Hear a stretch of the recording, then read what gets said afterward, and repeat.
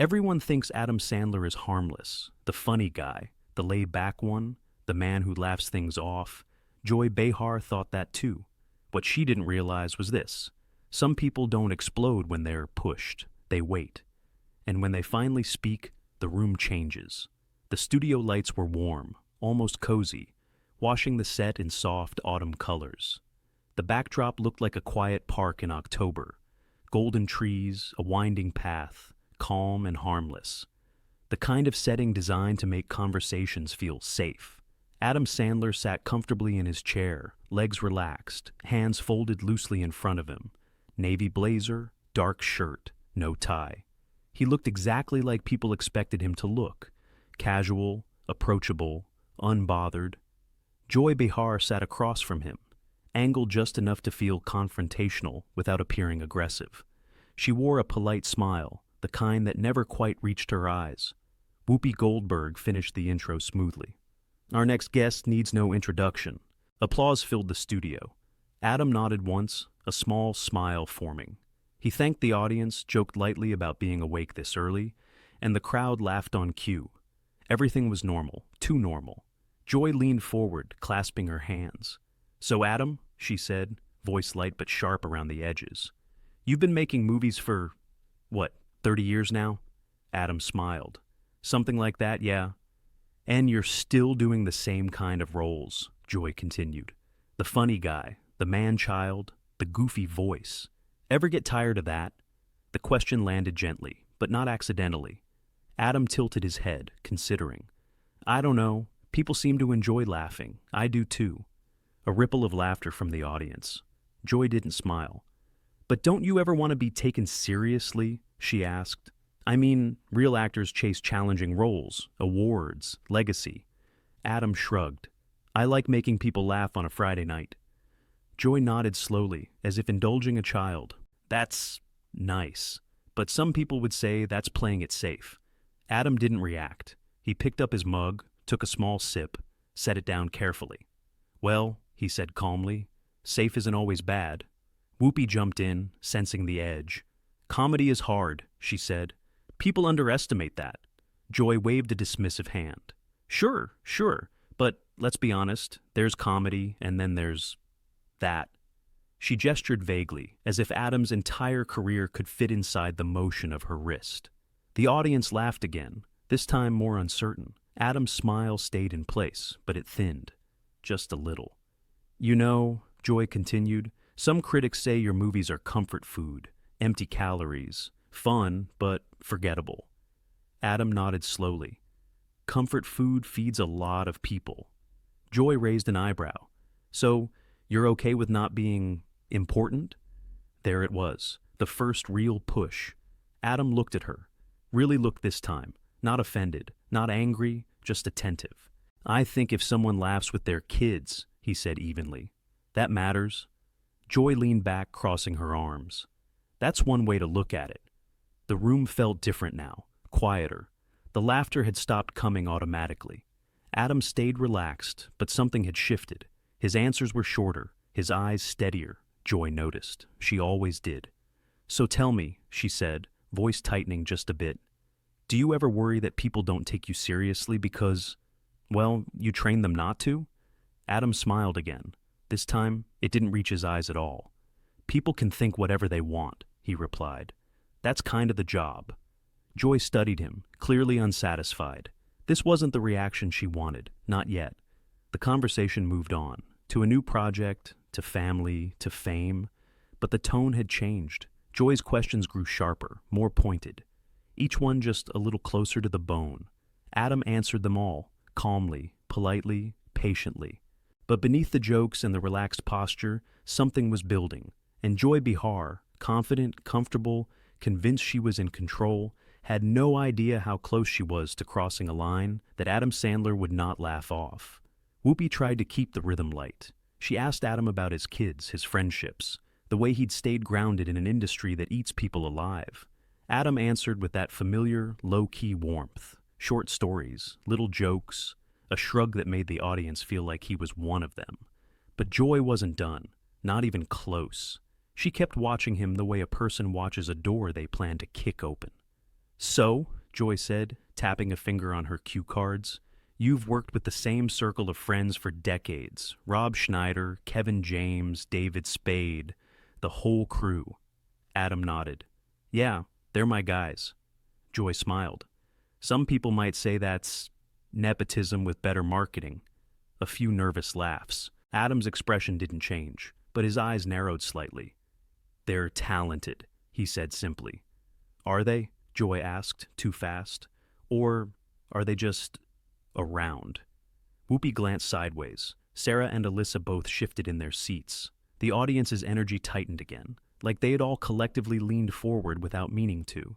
Adam breathed in through his nose, slow, measured. We like working together, he said. It's not complicated. Joy's smile widened, pleased at the tension. It's not complicated for you, but for actors who don't have a built-in club, might feel a little different. Adam gave a small chuckle. You want me to apologize for hiring my friends? Joy tilted her head like she'd caught him. I want to know if you've ever considered that your success is insulated, that you don't really risk anything. That word, risk, hung there. Adam's jaw moved once, like he was chewing on the thought. I risk plenty, he said quietly. Joy pounced. Like what? Your reputation? Please. You're America's pajama boy. People will forgive you anything. You could release a movie where you literally read a phone book for 2 hours and Netflix would still pay you. The audience laughed, bigger this time, because the line was designed to get a laugh. But Adam didn't. He just stared at Joy for a beat too long. Then he smiled, thin and controlled. You ever watch a phone book? He said. Some great names in there. A ripple of laughter again, but it didn't release the tension. It just disguised it. Joy didn't blink. I'm serious, Adam. At what point do you stop coasting on goodwill and actually challenge yourself? Whoopi stepped in, firm. Joy, he's made serious films too. Sure, Joy said, waving her hand. A couple. But then it's right back to guy falls down, makes a fart joke, gets the girl. Adam's eyes flicked briefly toward the audience. He heard the murmurs. He heard the discomfort. He could feel the show slipping away from fun interview into something else. And Joy looked happy about it. Adam leaned back, clasped his hands together, and said carefully, Why does it bother you so much that people laugh? Joy's mouth twitched. It doesn't bother me that people laugh. It bothers me that you're rewarded for doing the bare minimum. There was a small, audible ooh from somewhere in the audience. Adam nodded slowly as if she'd made a fair point.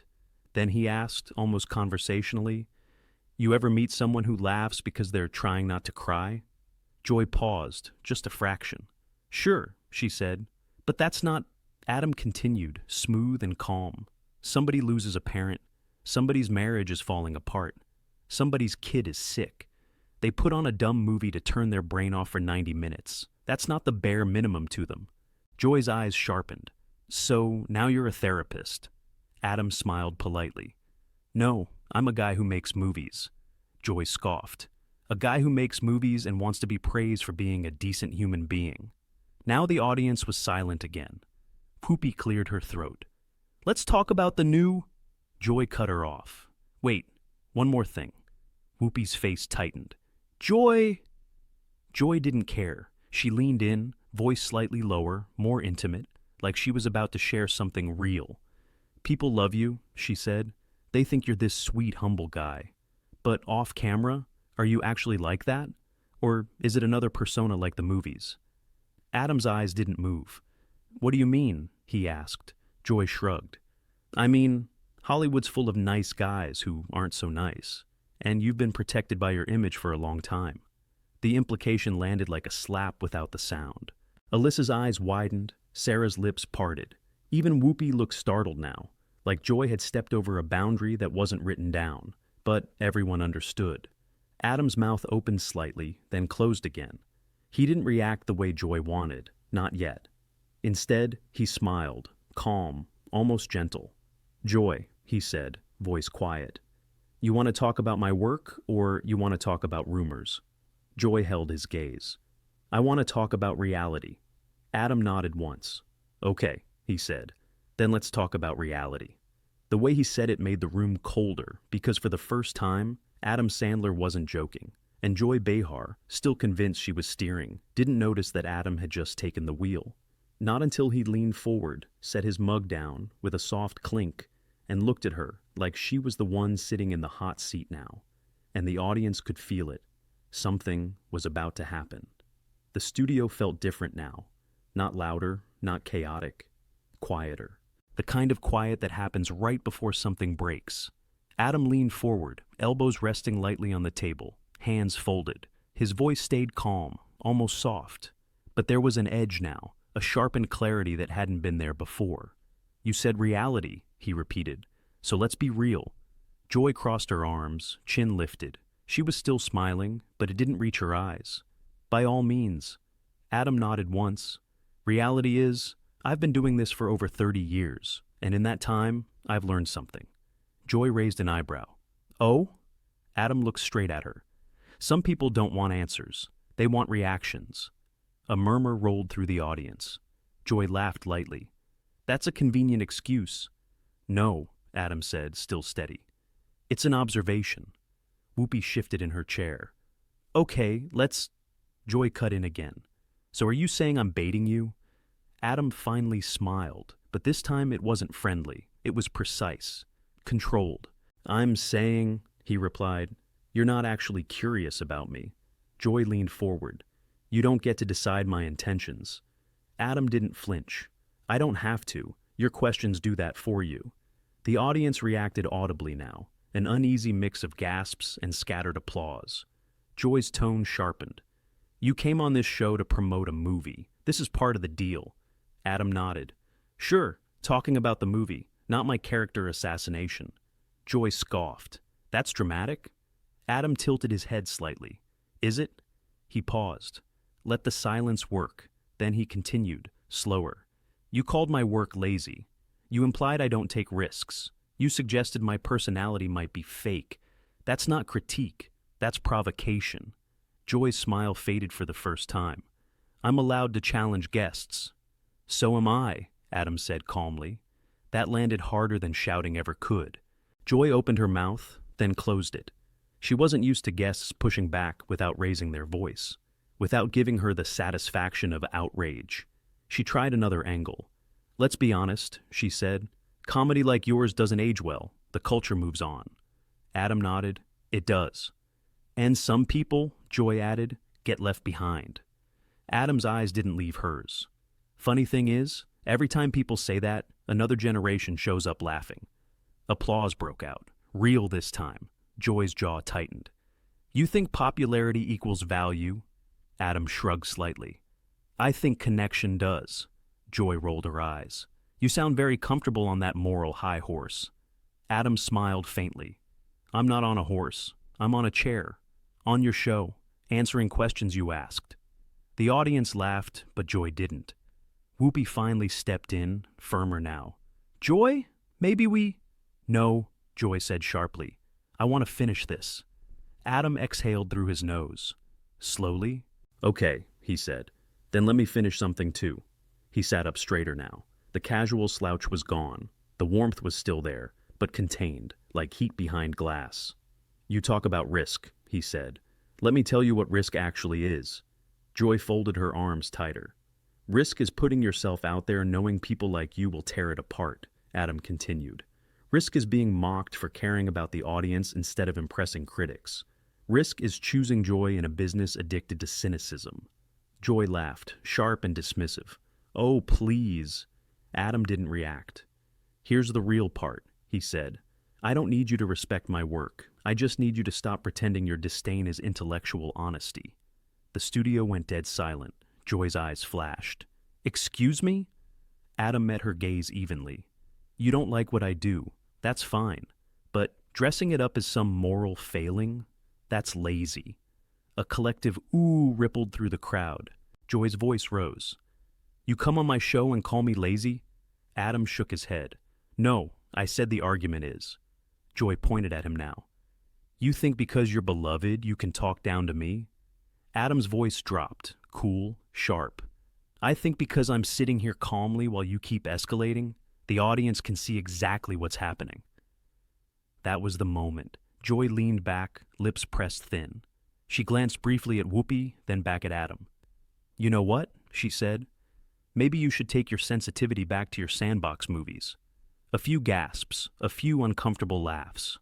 Adam looked down at the table. For a second, it seemed like he might let it go. Then he looked back up, and the smile was gone. "Joy," he said quietly, "I've been respectful. I've answered every question. I've taken every jab." He paused. "But I don't sit through insults disguised as commentary."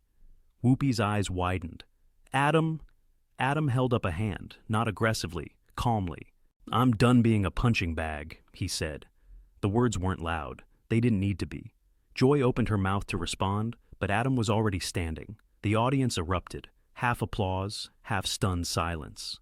Adam picked up his jacket, looked once more at the table, then at Joy. "Good luck with the rest of the show," he said evenly. "I hope the next guest gives you the reaction you're looking for." He turned and walked off the set. Cameras scrambled to follow him.